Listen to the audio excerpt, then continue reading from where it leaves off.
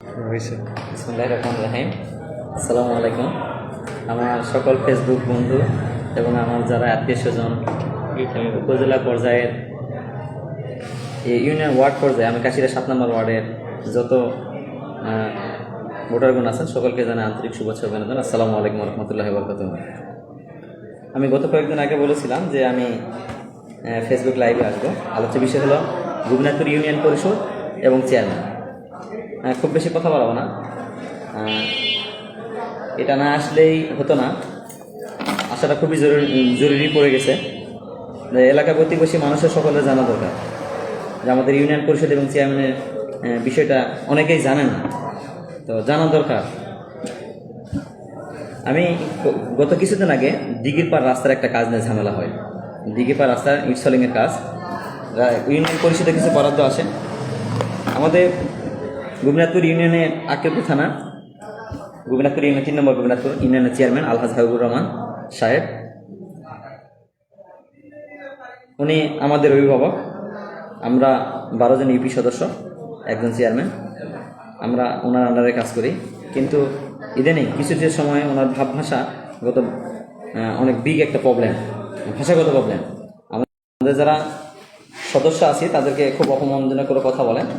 যদি কোনো বরাদ্দ আসে সে ব্যাপারে কোনো প্রশ্ন জিজ্ঞেস করলে উনি ডাইরেক্ট বলে দেন, কাউকে কিছু পোষা যাবে না, তোমাদের যার যা ইচ্ছা অভিরুচি আসলে আসো, না আসলে না আসো, সই করলে করো, না করলে না করো।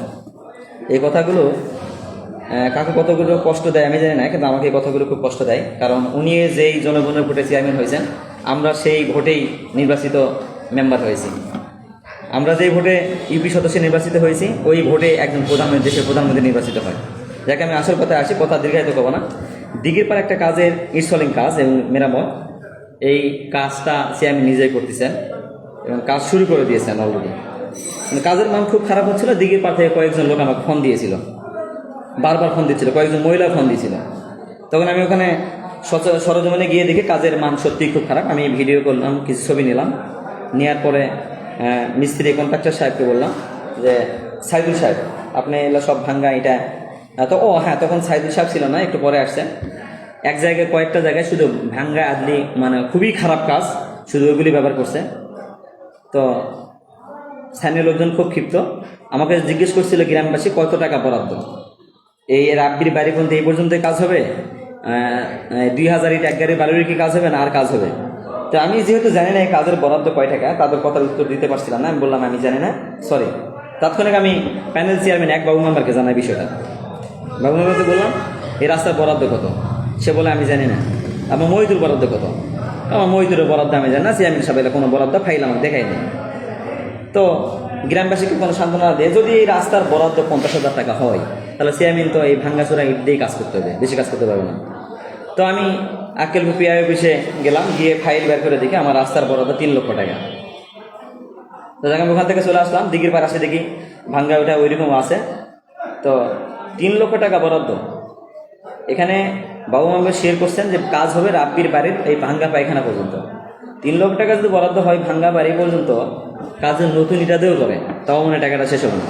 যাই হোক, পরে স্থানীয় লোকজন বিষয়টা জানতে পারে অনেক ক্ষিপ্ত হয়। ভাঙ্গা ইটগুলো পরে সাইদুল সাহেব মিস্ত্রি সাহেব আসেন, ভাঙ্গা ইটগুলো সরেলেন। সাইদুল মিস্ত্রি সাহেব এবং সহনশীলার সাথে বলে যে আমরা ভাঙ্গা ইট আর ব্যবহার করবো না, ভালো ইট দিয়ে কাজ করবো, ভালো ইট দিয়ে কাজ করবো। যাক, জনগণ ক্ষিপ্ত হওয়ার পরে বিকালবেলা আরও 4000 ইট নিয়ে আসে, কাজ করেন। মোট টোটাল ওখানে 6000 ইট এক গাড়ি ভ্যালুর কাজ হয়। হ্যাঁ, কিন্তু কাজে কেউ কোনো বাধা দেয় না, আমিও বাধা দেয় নাই বা দিঘিরপাড় গ্রামবাসী কেউ বাধা দেয় নাই। তারই পরিপ্রেক্ষিতে চেয়ারম্যান সাহেব আমার বিরুদ্ধে একটা মিথ্যা অভিযোগ করে যে আমি একটু পড়ে শুনে আপনাদের কারণ দর্শন নোটিশ। এত দ্বারা আপনাকে জানানো যাচ্ছে যে আপনি গোবিনাথপুর ইউনিয়ন পরিষদে অধীন 7 নম্বর ওয়ার্ডে সরকার অনুমতি কাশিরা দিঘিরপাড় রাস্তায় ইটের সলিং কাজ বাস্তবায়ন অন্যায়ভাবে বাধা প্রদান করিয়া কাজ বন্ধ করে দিয়েছেন। আসলে আমি কাজ বন্ধ করে দিই নাই, যার কারণে সরকারি অর্থ ও সময় ব্যয় হচ্ছে, এলাকার জনসাধারণের ক্ষতি সাধন হচ্ছে, সেই সাথে ইউনিয়ন পরিষদের ভাবমূর্তি ক্ষুণ্ণ করেছেন। এমতো অবস্থায় কেন আপনি সরকারি কাজে বাধা প্রদান করেছেন সেই বিষয়ে আপনার সুস্পষ্ট লিখিত জবাব আগামী 3 কর্মদিবসের মধ্যে নিম্নসাকে দেখিলে প্রদান করা হলো। আমার নাম লিখছে অনুলিপি সদয় অবগতি প্রয়োজনীয় ব্যবস্থা গ্রহণের প্রেরণ করছেন জেলা প্রশাসক জয়পুরহাট, উপপরিচালক স্থানীয় সরকার শাখা জয়পুরহাট, উপজেলা নির্বাহী কর্মকর্তা আক্কেলপুর জয়পুরহাট, অফিস কপি। তো আমি উনি আমাকে এই নোটিশটা করছেন বৃহস্পতিবারে, শুক্র শনি 2 দিন ছুটি ছিলেন, রবি সোম মঙ্গলবারে আমি ছিলাম না, একটা কাজে বাইরে গেছিলাম, 26 তারিখে আগে ছুটি। আমি আজকে উনি যে নোটিশ করেছেন তার প্রেক্ষিতে আমি জবাব নিয়ে জমা দিতে গেছিলাম ইউনিয়ন পরিষদে, কিন্তু উনি অ্যাকসেপ্ট করে নাই, চেয়ারম্যান সচিব। হ্যাঁ, যে আমি কাজে বাধা দিই নাই, এটা গ্রামবাসী আমাকে ফোন করে ডাকছিল। কাজের মান খুবই খারাপ ছিল, যার ছবি সবগুলো আমি সংযুক্ত করে, সবগুলো ছবি কাজের যে মান, গুণগত মান এতটাই খারাপ ছিল, মিস্ত্রি সাহেব নিজে স্বীকার করছেন যে ভাই আমরা ভাঙ্গা ইটাতে ভুল করছি, আমরা এই ভাঙ্গার ইটা ব্যবহার করবো না। আমি যার কিছু ছবি তুলে রাখছি, ছবিগুলো আপনাদের দেখাই। এই দেখেন রাস্তার মান, গুণগত মান দেখা যাচ্ছে, হ্যাঁ দেখা যাচ্ছে ছবিগুলো, রাস্তার কাজের মান সব ভাঙ্গা, এটা কয়েকটা জায়গায় ব্যবস্থা। আমি এই কাগজগুলো আমি আজকে উপজেলা ইউনো স্যারের কাছে জমা দিয়ে আসছি, উনি অ্যাকসেপ্ট করছেন, সই করে একটা রিসিপ্ট ছবি আমার জমা দিয়েছেন, সবই ভাঙ্গা ইট ব্যবহার করছেন। তো যাক, পরে 4000 ইট, আরও 4000 ইট নিয়ে আসে, যেখানে রাব্বির বাইরের পর্যন্ত কাজ করার কথা ছিল, এই কাজটা পরে আরও 100 ফিট আগায় নিয়ে গেছে রাজবানুর বাড়ি পর্যন্ত। তো শোনা যাচ্ছে আরও কাজ করবে, আমি কাজ করলে তো কোনো সমস্যা নেই, আর কাজ তো কেউ বাধা দেয় নাই। কাজের মান খারাপ হচ্ছিল, গ্রামবাসী আমাকে ডাকছে, শুধু বলছেন খারাপ এটা কেন ব্যবহার করছেন, এটুকু বলা হয়েছে। যাক, উনি অভিযোগ করছেন জেলা প্রশাসক, এই উপজেলা নির্বাহী কর্মকর্তা, উপপরিচালক। আমি জানি তারা অত্যন্ত মেধাবী মানুষ, বিসিএস ক্যাডার, তারা সরজমিনে দিঘির পার স্থানীয় পর্যায়ে আসে তদন্ত করে সুষ্ঠু সপক্ষ ব্যবস্থা নেবে, যে শাস্তি দেবে না মাথা পেতে নেবো, সুষ্ঠু তদন্ত করে। আমাদের এই একটা বিষয় চলে গেল, দিঘির পারের বিষয়।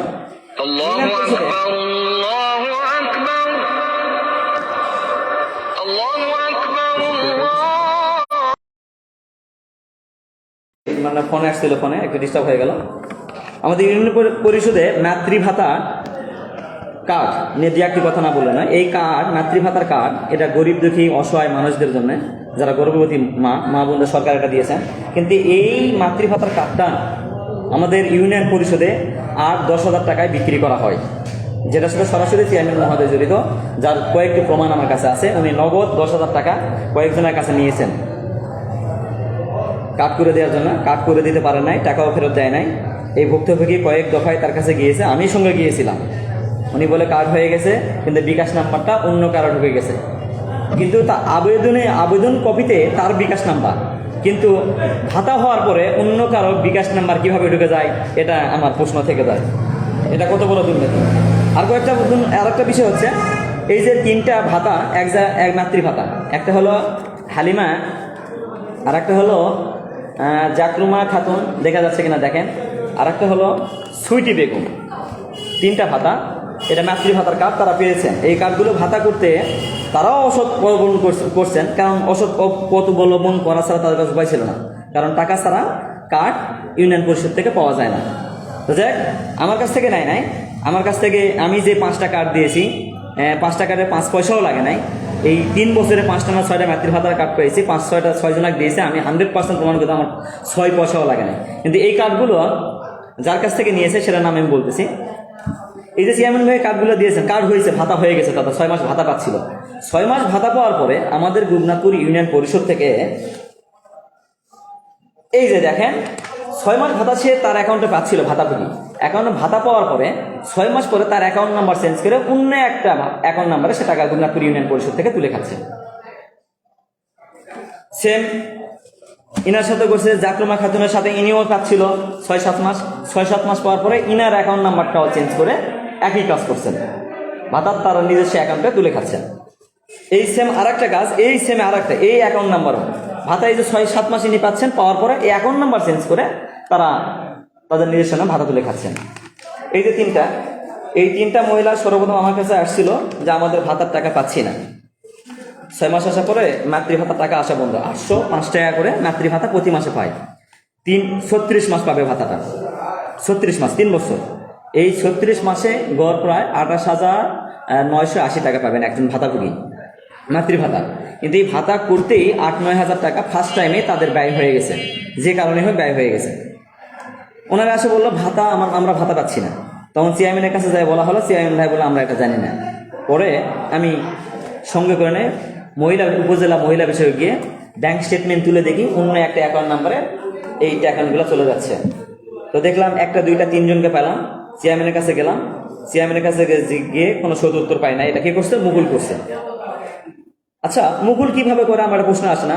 ইউনিয়ন পরিষদের একটা বডি আছে, চেয়ারম্যান, 12 জন মেম্বার, 3 জন হলো সংরক্ষিত মহিলা, আমরা 9 জন হলো সদস্য, ইউপি সদস্য। একটা ইউনিয়ন পরিষদের জন্ম নিবন্ধন বের হতে গেলেও ওটিপি লাগে চেয়ারম্যানের, সচিবের। আমি বুঝি না মুকুল এসব কি করে, ভাতা সে ভাতা দেওয়ার কে, আর সে অ্যাকাউন্ট নাম্বার চেঞ্জ করার কে? সে একজন উদ্যোক্তা। যাই হোক, পরে বিষয়টা চেয়ারম্যানের কাছে গিয়ার পর যখন কোনো সারা শব্দ পাওয়া যায় না, তখন ইউনো স্যারের কাছে বিষয়টা অভিযোগ করা হয়। এই যে ইউনো স্যারের অভিযোগ কপি, অভিযোগ করা হলে ইউনো স্যার তাৎক্ষণিক এমার্জেন্সি একটা ব্যবস্থা নেন। সাথে সাথে চেয়ারম্যান মহোদয় ফোন করে চেয়ারম্যান, সচিব এবং মুকুল সাহেবকে, চেয়ারম্যান সাহেব ডাকেন, ইউনো মহোদয় আকিব উপজেলা মঞ্জুরুল আলম স্যার ডাকেন, ডাকে জিজ্ঞাসা করেন এই অন্যায়টা কিভাবে করা হলো, এত বড় অন্যায় কেন? তারা সুস্পষ্ট জবাব দিতে পারে নাই। তারা এক ডাকে স্বীকার করছে যে এটা আমরা করছি। মুকুল সাহেব স্বীকার করছে এটা আমরা করছি। তখন স্যার, ইউনো স্যার জিজ্ঞেস করে কয়টা করছো? তখন মুকুল সাহেব বলে 8টা। ইউনো স্যার বলে 8টা করছো না 80টা করছো গোটা ইউনিয়নে, কতগুলো করছো? সত্য কথা বলে স্যার 8টা। তখন ওখানে আরো গণ্যমান্য ব্যক্তি ছিলেন, যে তাদের নাম না বলি। তো চেয়ারম্যান সাহেব বলেন, চেয়ারম্যান সাহেব কোনো অ্যান্সার দেয় না। সচিবকে জিজ্ঞেস করলো, সচিবুর রহমান সুমন ভাই, উনি বলেন স্যার আমি ছিলাম না, আমি নতুন মানুষ, আমি সবে 15-16 দিন হলে আসছি, এই বিষয়ে আমি জানি না, আগের সচিব মোজাম্মেল ইসলাম জানেন। তো এই যে 1 বছর থেকে একজন মাতৃভাতার টাকা অন্য অ্যাকাউন্ট নাম্বার চেঞ্জ করে খাচ্ছে, ভাই এটা কত বড় ধরনের বাটপারি। পরে আমি এলাকায় আসে দেখি আরও 3টা বের হলো, 6টা। যদি আমার ওয়ার্ডে এরকম 6টা বের হয়, তাহলে 9টা ওয়ার্ডে কতগুলো ভাতা? এই 3 জন ভাতাভোগীর টাকা মেরে দিয়েছে 53,000 টাকা। যাক, পরে সুমন ভাই এই মহিলাগুলো টাকা দেয়া স্বীকারোক্তি করেন। মুকুল সাহেব দায়িত্ব নেন ইউনিয়নের সচিব সুমন ভাই, যে আগামী রবিবারের মধ্যে টাকাটা এই 3 জন মহিলার টাকাটা দেওয়া হবে। কিন্তু রবিবারে এসে সুমন ভাই পুরা টাকা না দিয়ে 15,000 টাকা দিয়ে বলে বাদ বাকি টাকা বৃহস্পতিবারে দেবে, রাজশাহী মিটিং আছে, মিটিং থেকে সেরে আসে। এই বৃহস্পতিবারে বলে সময় ক্ষেপণ করে, পরে মুকুল পলাতক শোনা যায়, মুকুল ভরসার বাইরে সময় ক্ষেপণ করে করে আর টাকা দেয় না। পরে সুমন ভাই সরি বলে, আমার দ্বারা সম্ভব না, তুমি তোমার ব্যবস্থা না। পরে আমরা আবার ইউনো স্যারের কাছে যাই। এই 3 জন মহিলা বাচ্চা সহ 2 থেকে 3 দিন ইউনো স্যারের কাছে তারা গিয়েছেন। ইউনো স্যার যথেষ্ট অ্যাক্টিভ ভূমিকা পালন করেছেন, যথেষ্ট ভালো সেবা দিয়েছেন। আমরা তার কাছে কৃতজ্ঞ।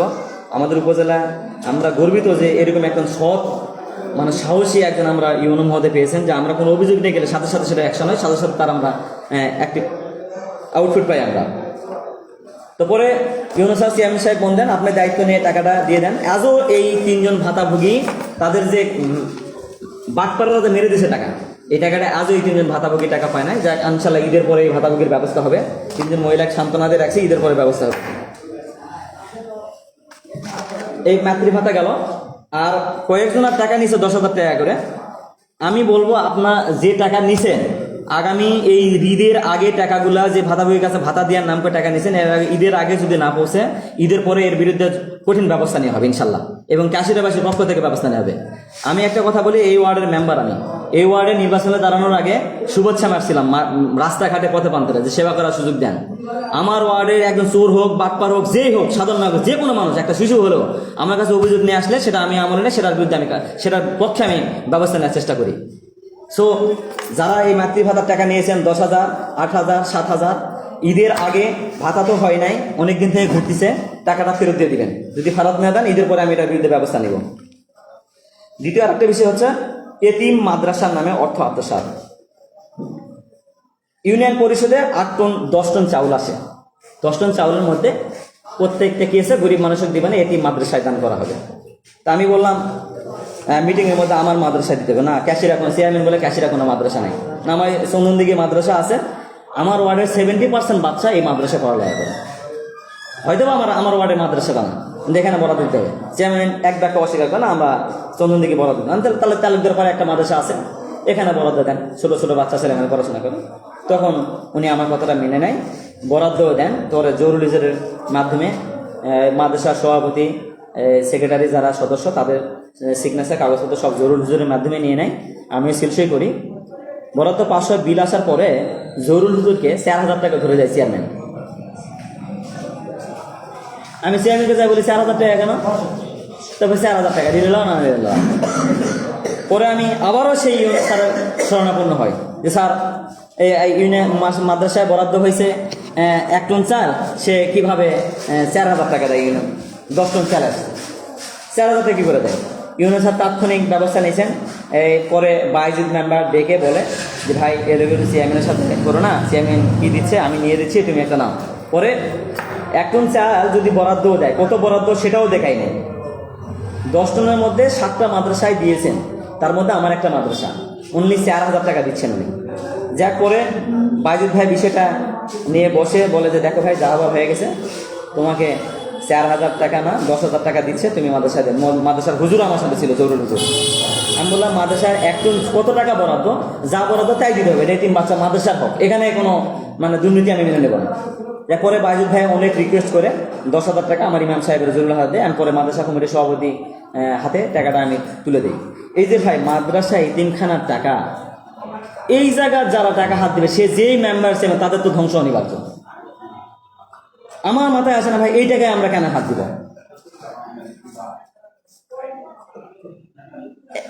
এক টন চালের দাম সরকারি বরাদ্দ 35,000 টাকা, মনে হয় মেবি 35,000 টাকা মূল্য, সেখানে 10,000 টাকাতে কিভাবে এগুলো কেমনে কি আমার তো মাথায় আসে না।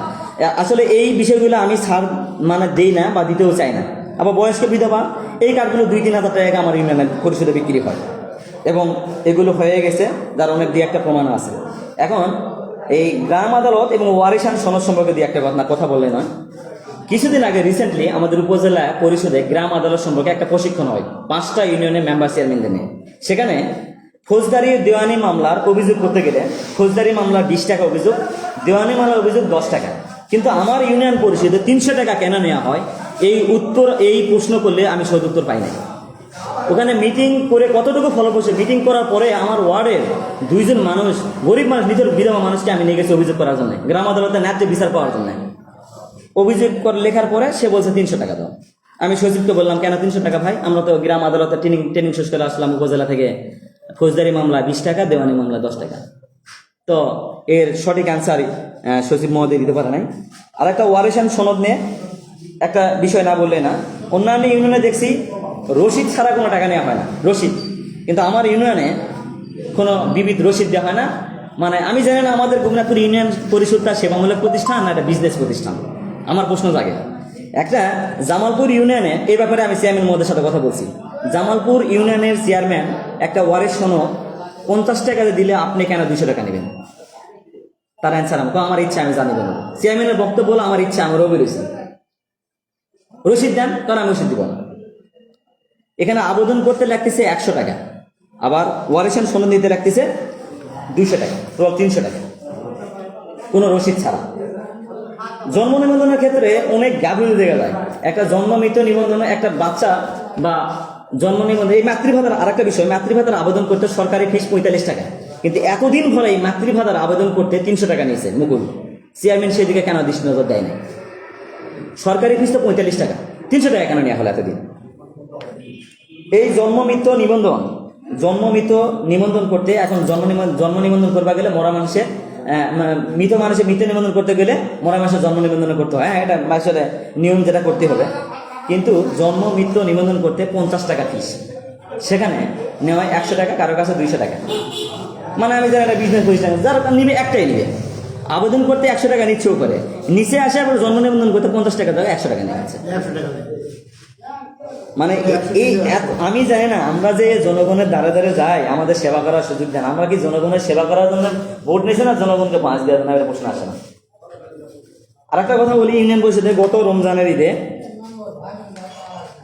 রমজানের ঈদে এই যে ভিজিএফ 10 টাকা কেজি চাল, এই চালটা নিয়ে একটা প্রশ্ন থেকে যায়। চাল কয়েকজন চাল মাপার পরে দেখা যায় যে 8.5 কেজি 9 কেজি। তো আমি বালতিটা ফেলে দিয়ে আমি পকেট থেকে টাকা দিয়ে নতুন 2টা বালতি কিনে নিয়ে আসলাম। নিয়ে আসে আমি চেয়ারম্যান বললাম, যদি 400 গ্রাম বা 500 গ্রাম কম দান আমি মেনে নেব, যদি 1 কেজি বা 1.5 কেজি কম হয় আমি এটা মেনে নেব না। তখন আমি বালতি কিনে নিয়ে আসে চালটা শুরু করলাম। চেয়ারম্যান আমাকে বলেছে চাল শর্ট পড়লে তুমি চালকে নিজের খাতে দিবা? আমি বললাম হ্যাঁ, চাল শর্ট পড়লে আমি নিজের খাত থেকে দিব। তো যদি 1-1.5 কেজিকে চাল কম দেন, তো 1200 কার্ডে যদি 1-1.5 কেজি কম দেন 1800 কেজি চাল, এই চাল কি করে? 1800 কেজি চাল তো যাক, পরের বার আমরা নতুন বালতি কিনে 10 কেজি 400 গ্রাম 500 গ্রাম চাল কম দিয়েছে, কোনো মানুষের চাল কম করে নাই।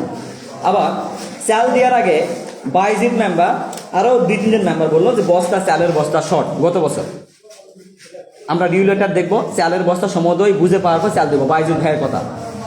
আমি বললাম চালের বস্তা ইউনিয়ন পরিষদে কম কেন থাকবে? পরে আমরা চালের বস্তা গুনে দেখি 35 বস্তা শর্ট, চাল আসে না। আমরা রেগুলেটর চাওয়ার পরে অনেক পরে গুডাউনের চাবি খুলে দেখি 35 বস্তা চাল শর্ট। তখন বাইজিৎ মেম্বার, লিটন ভাই, ফারুক মেম্বার সকলেই আমরা একটা কথা বলছি, চাল তখন মনে হয় 9টা-10টা বাজে, চাল ইউনিয়ন পরিষদে না ঢোকা পর্যন্ত আমরা চাল দিব না। হ্যাঁ, তো বাইজিৎ ভাই ছিল, সকলে অ্যাক্টিভ ছিল। এইবারে এই যে এই ভূমিকাগুলো পালন করার পরে এইবার ভিজিবির চাল বিতরণ হয়েছে, মিটিং হয়েছে, কিন্তু আমার ওয়ার্ডের যে স্লিপ, চালের স্লিপ, সেটা আমাকে ডাকাও হয় নাই, দেওয়া হয় নাই। কিন্তু আমার ওয়ার্ডের যে স্লিপ যার মাধ্যমে দিছে, চেয়ারম্যান নিজে দিছে, এই স্লিপগুলো চাল নিতে যায়, তারা চাল পায় না। স্থানীয় ওয়ার্ডের বিএনপি সভাপতি আসে বলে এরকম 10-15 জন তারা চাল নিতে যায়, চাল পায় নাই। পরে জায়গা ওয়ার্ডের সভাপতি, আমি আর অন্য কয়েকজন আমরা জানতে পারি আমার ওয়ার্ডের লোক চাল পায় নাই, পরে তাদেরকে টাকা দিয়ে বিদায় করা হয়েছে বা টাকা দিয়ে দেওয়া হয়েছে। তাহলে স্লিপ আছে, চাল নাই, এই বিষয়টা কেমন ভাই? শুধু আমার ওয়ার্ডে 10-15 জন এরকম হয়েছে তা তো না, অন্য ওয়ার্ডেও হতে পারে। তাহলে স্লিপের হিসাব করা চাল, এই চালগুলো গেল কোথায়? আর আমরা নির্বাচিত প্রতিনিধি, আমরা কেন এই গরিব দিকে মানুষের চাল বিতরণ করতে পারবো না? আমার কার্ড অন্যজন কেন বিতরণ করবে?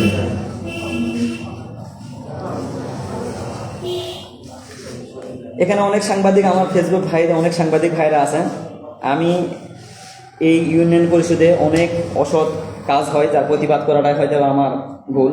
এই কিছুদিন আগে গ্রাম আদালতের বিষয় নেই, এখানে আরেকটা বিষয়, কিছুদিন আগে মোটরসাইকেল না থাকলে মোটরসাইকেল কাণ্ড,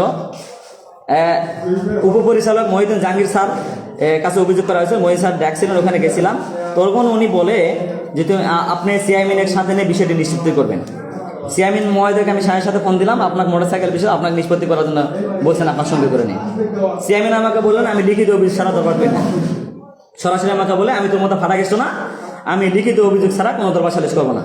আমি এই যে মোটরসাইকেল যে অভিযুক্ত, উনি নিজে যায়, আমি সঙ্গে করে যায় ইউনিয়ন পরিষদে, মোটরসাইকেলের অভিযোগ করা হয়। অভিযোগ করার পরে ইউনিয়নের সচিব 300 টাকা দাবি করে 300 টাকাও দেওয়া হয়। কিন্তু দুঃখের বিষয়, সেই অভিযোগে চেয়ারম্যান সই করে নাই, এই অভিযোগ আমলেও নেয় নাই, নোটিশ করে ডাকেও নাই, নোটিশ করে নাই, কিন্তু মুখে ডাকছে। মুখে ডাকে পরে যায় বিবাদী, সে ইউনিয়ন পরিষদে যায় নাই।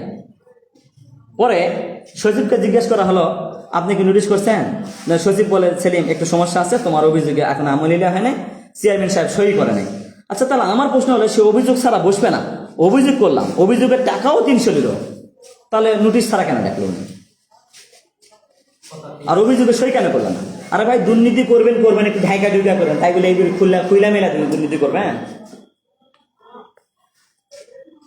আপনারা তো মানুষ, পাবলিক চোর বললে তো আপনারা একা বলো না, ওটা গুজনাথপুরের মেম্বার ছিলেন, সবাইকে বলে সব মেম্বার চেয়ারম্যান চোর। মাতৃভাতার টাকা কাছে 1-2 মেম্বার চেয়ারম্যান, বা 1-2 কাছে, সব মেম্বার চেয়ারম্যান তো গোষ্ঠী শুদ্ধ গেলে জনগণ উদ্ধার করে ফেলাইতেছে। আমি উপজেলা প্রশাসনের দৃষ্টি আকর্ষণ করতেছি, আমাদের গোপীনাথপুর ইউনিয়ন পরিষদে অনেক অনিয়ম হয়। বিশেষ করে এই যে গ্রাম, আমি আমার ওয়ার্ডের মানুষদের বলবো, আমার ওয়ার্ডে কোনো কাজ গেলে জন্ম নিবন্ধন, ওই ওয়ারিশান সনদ, গ্রাম আদালতে যে টাকা নেবেন, বিবিধ রসিদ ছাড়া কোনো টাকা নেবেন না। আর বিবিধ রসিদ ছাড়া কেউ কোনো ইউনিয়ন পরিষদে টাকাও দিবেন না। সেটা হোক গ্রাম আদালতের অভিযোগ, হোক সেটা জন্ম নিবন্ধন, হোক সেটা ওয়ারিশান সনদ, যে কোনো বিষয়ে কোনো টাকা লেনদেন হলে অবশ্যই আপনারা রসিদ নেবেন, রসিদ ছাড়া কোনো টাকা লেনদেন করবেন না। রসিদ না দিলে, রসিদ ছাড়া কোনো টাকা দিবেন না। আমাকে আসে বলবেন, আমি ঊর্ধ্বতন কর্মকর্তাকে জানাবো, এটার বিরুদ্ধে ব্যবস্থা নেব। যে কয়দিনই আসি আমি। সবাই ভালো থাকবেন। আমার সোশ্যাল মিডিয়া যারা ভাই বন্ধু আছেন, অনেক কথা বলে ফেললাম। যদি কথার মাধ্যমে যদি কোনো ভুল ত্রুটি হয়ে থাকে, আমাকে ক্ষমা সুন্দর দৃষ্টিতে দেখবেন। আমি আরও একটা কথা বলি, দিঘির পাড়ের কাজ নিয়ে। এই দিঘির পাড়ের কাজ চেয়ারম্যান যে অভিযোগ করছেন, এটা আমি জেলা পর্যায়ের ডিসি মহোদয়, স্থানীয় উপপরিচালক, স্থানীয় সরকার, উপজেলা নির্বাহী কর্মকর্তা, তার কাছে বিশেষভাবে অনুরোধ করব, এটা স্থানীয়ভাবে সরজমিনে তদন্ত করে, যদি আমি এর সাথে কাজ বন্ধ করার সাথে জড়িত থাকি, আপনারা আমার বিরুদ্ধে ব্যবস্থা নেবেন, আমি মাথা পেতে নেব। আর যদি চেয়ারম্যান সাহেব এটা মিথ্যা অভিযোগ করেন, তাহলে তার বিরুদ্ধে ব্যবস্থা নেওয়ার জন্য আমি বিশেষভাবে অনুরোধ করলাম। এটার বিরুদ্ধে যেন ব্যবস্থা নেওয়া হয়। আর যে এই কাজগুলো খারাপ করছে, যদি কোনো সংবাদপত্র মিডিয়া ভাইরা আসে, আমি এটার কাছে ভিডিও ক্লিপ এবং ছবি আছে, আমি এটা দেখাতে পারবো। আমি যে যে কথাগুলো বলছি সেগুলোর আমার কাছে প্রমাণ আছে, 100% এভিডেন্স আছে যে মাতৃভাতার টাকা নেয়, এই বয়স্ক ভাতা বা অন্যান্য এই যে ওয়ারিশান সনদে 200 টাকা যা কিছু, এই যে তারপরে এই গ্রাম আদালতে 300 টাকা অভিযোগ করলে, যেখানে যেখানে সরকার নির্ধারিত 20 টাকা করে দেওয়া হয়েছে, সেখানে 300 টাকা না। এগুলো প্রত্যেকটা এভিডেন্স আমার কাছে আছে, আমি দিতে পারবো, প্রুফনেস আমি দিতে পারবো, অস্বীকার করার মতো কিছু নাই, কেউ করতেও পারবে না। আমি উপজেলা প্রশাসন এবং জয়পুরহাট জেলা প্রশাসনের দৃষ্টি আকর্ষণ করছি, আমাদের ভূমিনাথপুর ইউনিয়ন পরিষদে যে অন্যায় অপকর্মগুলো হয় এগুলো খতিয়ে দেখার জন্য, এগুলোর বিরুদ্ধে ব্যবস্থা নেওয়ার জন্য বিশেষভাবে অনুরোধ করলাম। সবাই ভালো থাকবেন। আসসালামু আলাইকুম ওয়া রাহমাতুল্লাহি ওয়া বারাকাতুহু। জি, শেষ করুন।